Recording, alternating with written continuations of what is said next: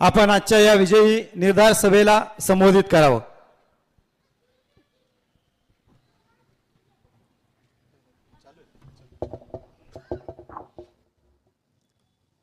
नमस्कार।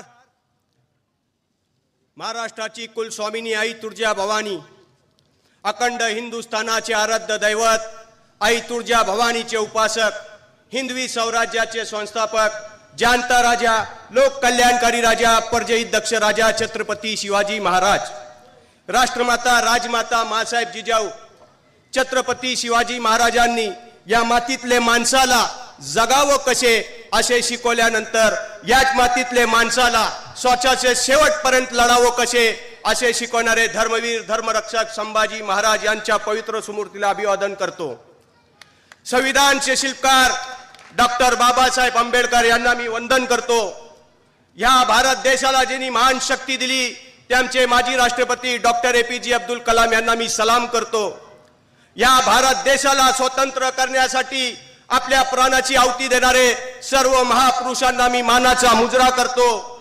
आणि या भारत देशामध्ये ज्यांनी हिंदुत्वाची ज्वाला ज्वलंत ठेवली, प्रत्येक मराठी माणसाच्या मनामध्ये धाडस निर्माण करण्याचं काम केलं, ते आमचे शिवसेना प्रमुख सरसेनापती हिंदू हृदय सम्राट बाळासाहेब ठाकरे यांच्या चरणी नतमस्तक होतो।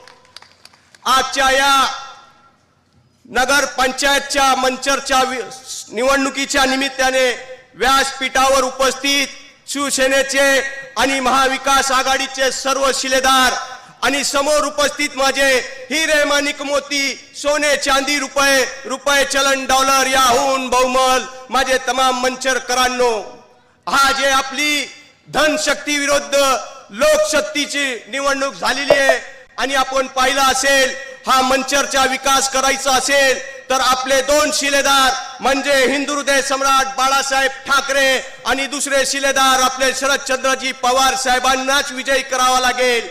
कारण आपण पाहिलं असेल, या महाराष्ट्रामध्ये या आपल्या मराठी माणसाला जर कोणी न्याय देण्याचं काम केलं असेल तर ते फक्त आणि फक्त हिंदू हृदय सम्राट बाळासाहेब ठाकरेंनी केलेला आहे। आणि दुसरा म्हणजे या शेतकऱ्यांचा विकास जर कोणी केला असेल तर ते आमचे शरदचंद्रजी पवार साहेबांनी केलं।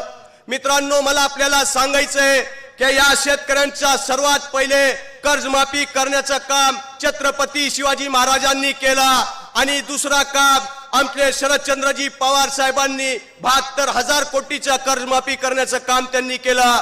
आणि त्याच्यानंतर 2019 साली जेव्हा या महाराष्ट्राच्या मुख्यमंत्री पदावर आमचे पक्षप्रमुख उद्धव बाळासाहेब ठाकरे बसले,